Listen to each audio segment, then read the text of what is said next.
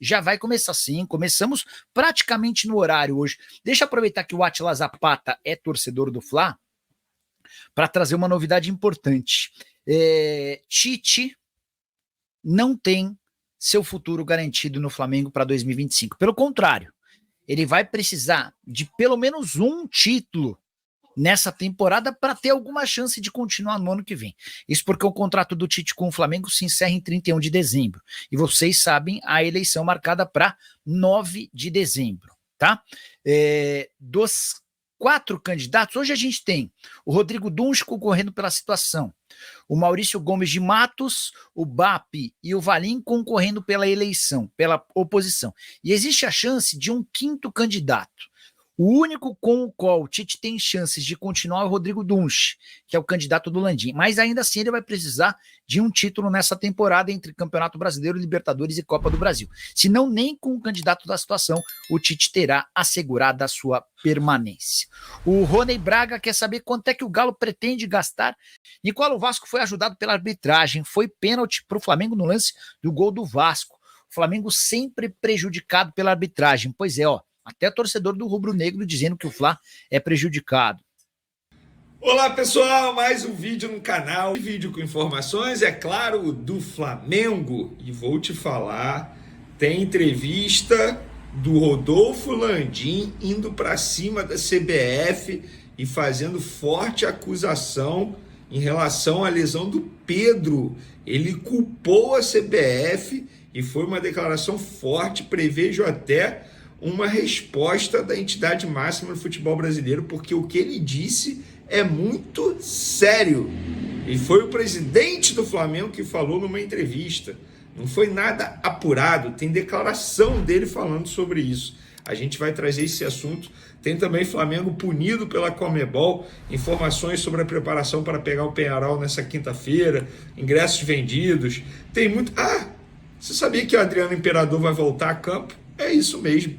Envolve o Flamengo também. A gente vai contar no vídeo de agora. Mas antes, gostaria de pedir para você se inscrever no canal, dar o like no vídeo e também ativar a notificação, porque assim, toda vez que eu publicar um vídeo, a plataforma vai te avisar e, consequentemente, você ficará muito bem informado de tudo o que acontece no Flamengo.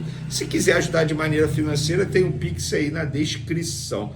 Galera, o primeiro assunto aqui é um assunto rápido, não envolve o Flamengo, mas envolve um craque da seleção brasileira, que é o Endrick, que hoje ele marcou um gol com a camisa do Real Madrid. E o que chama a atenção é o seguinte: a cada gol, ou assistência, ou pênalti sofrido pelo Endrick, lá no Real Madrid, até o junho de 2030, olha isso, a gente está em 2024, ou seja, 6 anos, o Palmeiras vai embolsar 35 mil euros, é isso mesmo, que dá em torno de 213 mil reais na cotação de hoje. Repito, a cada gol, assistência ou pênalti sofrido.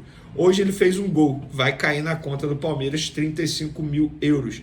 Assim, na boa, galera, baita negócio do Palmeiras.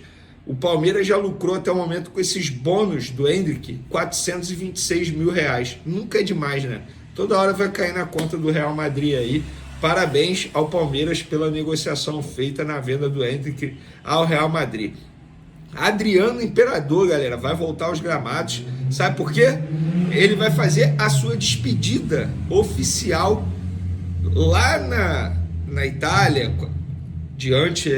Tem o Inter de Milão também. Lembrando que ele teve uma passagem muito boa pelo clube italiano. Foi chamado de Imperador lá. E o ex-atacante Adriano vai voltar aos gramados para um jogo despedido amistoso no dia 15 de dezembro, no Maracanã, com ex-companheiros de Flamengo e Inter de Milão da Itália. Bacana demais.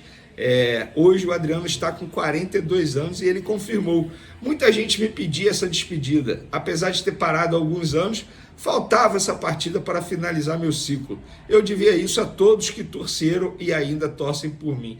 Lembrando que Adriano não joga profissionalmente desde 2016, quando vestiu a camisa do Miami United em apenas 2 jogos na 4ª divisão dos Estados Unidos. Na ocasião, ele estava com 33 anos e voltava a jogar depois de 2 anos sem clube, após deixar o Atlético Paranaense. Pois é, ele teve uma rápida passagem pelo Furacão.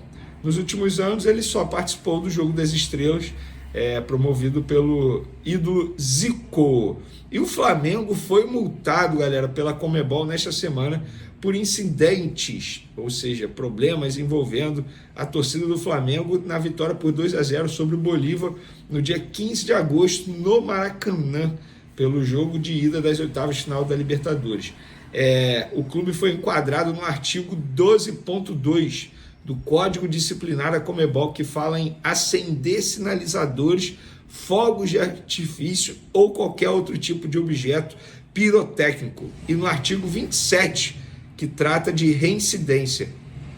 Por decisão da juíza Amarilis Belisário, vice-presidente da Comissão Disciplinar da Conmebol, o Flamengo terá que pagar uma multa de $20 mil, dá mais de R$110 mil, e mais $13 mil, que dá em torno de R$73 mil, para repor gastos incorridos pela Conmebol no espaço de hospitalidade, que deve ser obrigação do clube mandante de acordo com o artigo Manual de Clubes da Libertadores. Nossa senhora, a Conmebol nossa. Mas aí tem atos de racismo, a Conmebol não faz nada. É impressionante, cara. A entidade, ela implica com um detalhezinho na camisa do patrocinador, com esse tipo de situação que o Flamengo está sendo punido. Agora, quando tem ato de racismo, a Conmebol lava as mãos. A verdade é essa. Vamos para o assunto principal desse vídeo? Pois é, porque em entrevista à TNT Sports, na noite dessa terça-feira, Rodolfo Landim alegou que o atacante Pedro foi submetido a uma carga de treinamento muito forte para um jogador que havia acabado de sair do departamento médico. Ele está se referindo à lesão que o Pedro sofreu no joelho, que passou por cirurgia, vai ficar cerca de 10 meses longe dos gramados. Abre aspas para o presidente do Flamengo. O Pedro vinha de uma lesão. Na verdade, teve um jogo que ele jogou e aí a gente libera ele para a seleção. Ele vai para lá, tem um dia de recuperação e depois ficamos sabendo que a carga que foi aplicada para ele foi equivalente a 4,5 km, que é uma carga, vamos dizer assim, muito forte para quando você está com o jogador voltando de lesão. Tem também esse processo de transição de um tipo de treinamento dentro do seu clube e vai para a seleção. E ele continuou. A gente observou isso no passado, quando cedia jogadores para a seleção uruguaia. Ele submetia os jogadores a carga muito forte lá e eles voltavam lesionados. É muito difícil gerenciar esse processo porque você entrega o jogador para outro tipo de preparação e essa gestão da interface, por mais que a gente tenha procurado fazer da melhor forma possível, passar o máximo de informações, às vezes acaba pelo tipo de tratamento fora do Flamengo, levando ele a lesões. Gente, isso aqui que o Landim falou é muito sério. Ele, em outras palavras, ele está acusando a seleção brasileira de ter ocasionado a lesão do Pedro. Lembrando que a lesão do Pedro, gente, ele foi sozinho. Ele estava sozinho, foi dominar a bola, virou o joelho, pronto. Rompeu ali o joelho, passou pela cirurgia. Mas, segundo o Landim, isso aconteceu por conta da carga elevada que a CBF acabou colocando em cima do jogador que estava voltando de uma lesão. Lembrando que antes de ele ir para a seleção, o Pedro jogou cerca de 70 minutos contra o Corinthians. Jogou. Ele não é que ele não havia jogado e foi para a seleção. Ele jogou pelo Flamengo e depois foi para a seleção. Isso que o Landim falou é muito sério. E eu tenho certeza, conhecendo a CBF, conhecendo a entidade, eu tenho certeza que vem nota oficial aí para responder o presidente Rodolfo Landim, mandatário rubro-negro. E nessa entrevista na TNT ele também foi questionado sobre contratar o novo centroavante para 2025 e o Landim reforçou a confiança do departamento de futebol nas 3 opções atuais do elenco e disse que Pedro voltará a tempo de disputar o Mundial de Clubes do ano que vem nos Estados Unidos. O Flamengo tem para essa posição 2 camisas 9 clássicos, o Carlinhos e o Gabriel. Calma aí. E o Gabriel. E ainda tem utilizado o Bruno Henrique. Com relação ao Pedro, a gente vai ter o Mundial de 2025, que começa no dia 15 de junho do próximo ano e vai até 13 de julho. Pelo tempo de recuperação, claro que cada um tem um tempo distinto, mas a cirurgia correu bem e o departamento médico acha que o jogador vai estar em condições plenas para disputar o Super Mundial. Vai ter um período de 8 meses de recuperação. Daria tempo de chegar com 1 mês jogando. em ritmo de jogo para chegar não só com a lesão curada, mas em ritmo de jogo. A gente conta com ele recuperado. O que mais me chamou a atenção nessa resposta dele foi o Flamengo tem para essa posição 2 camisas 9 clássicos, o Carlinhos e o Gabriel. Gente, na boa, ou o Landim acha que o torcedor é otário e não assiste aos jogos, ou ele não tem conversado com o Tite e não tem assistido aos jogos do Flamengo. Porque o Tite não enxerga desse jeito. O Tite não enxerga o Gabigol como 9 clássico. E não é mesmo. A verdade é essa. Agora, dizer que o Flamengo tem o Gabigol como 9 clássico, Landim, você está de sacanagem. Está tirando o torcedor para otário. Está dizendo que o torcedor não entende de futebol. Não quer contratar porque acha que é um alto risco? Fala, ué. E dizer que Carlinhos é jogador para vestir a camisa do Flamengo também é um absurdo. Inclusive, nessa entrevista, deveriam perguntar a ele, mas vem cá, por que vocês deram 3 anos de contrato para o Carlinhos? Hein? O que justifica 3 anos de contrato para o Carlinhos? Se fosse até dezembro, ok, agora 3 anos, mas não tem jeito, já está assinado. Sobre o jogo de quinta-feira contra o Peñarol pela Libertadores, jogo extremamente importante, mais 53 mil ingressos já foram vendidos até essa terça-feira.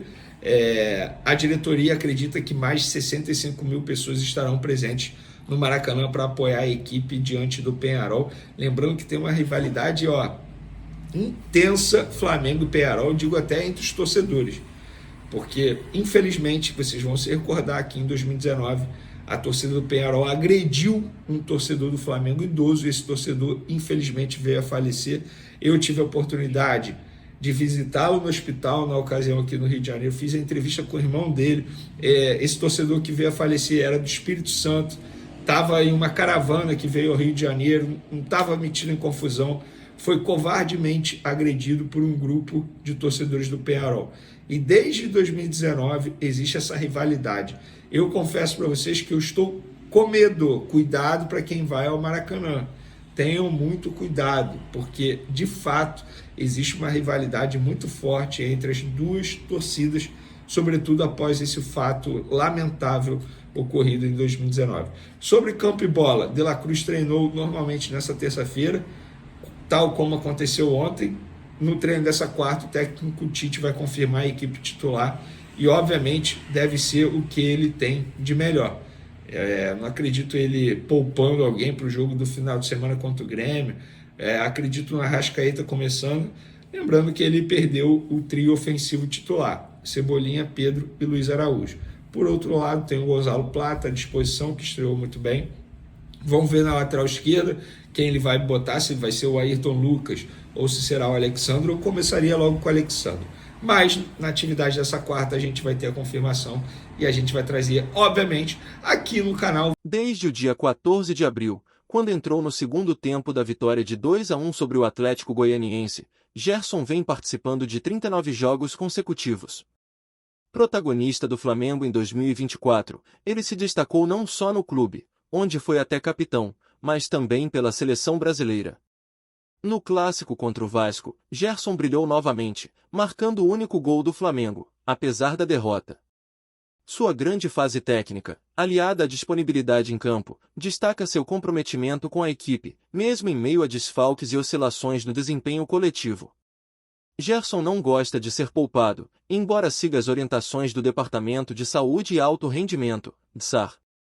Após superar uma fase delicada, quando sofreu de hidronefrose renal e ficou 2 meses afastado, ele retornou e participou de todas as 37 partidas do Flamengo e mais 2 pela seleção brasileira. Desde que voltou de sua cirurgia, o jogador lidera o ranking de jogos entre os atletas da Série A. Sua volta ocorreu na primeira rodada do Campeonato Brasileiro, e, desde então, Gerson tem sido titular em 32 dos 37 jogos do Flamengo.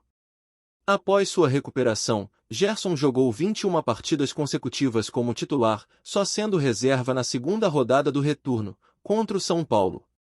O treinador Tite optou por uma equipe reserva naquela partida, mas o Coringa entrou no segundo tempo. Curiosamente, a lista de jogadores que mais atuaram, segundo o levantamento do Flamengo, inclui poucos meio-campistas, com a maioria sendo goleiros e defensores.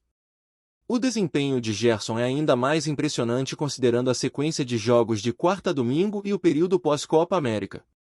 Antes dos jogos contra Bahia e Vasco, Gerson também foi utilizado por Dorival Júnior nos jogos da seleção brasileira contra Equador e Paraguai. O levantamento feito pelo Flamengo mostra que, entre os jogadores da Série A, Gerson lidera em número de partidas e minutos jogados desde seu retorno da cirurgia.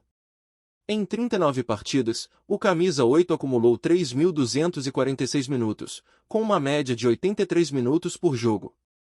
Sua resistência física e comprometimento seguem sendo grandes diferenciais para o Flamengo nesta temporada.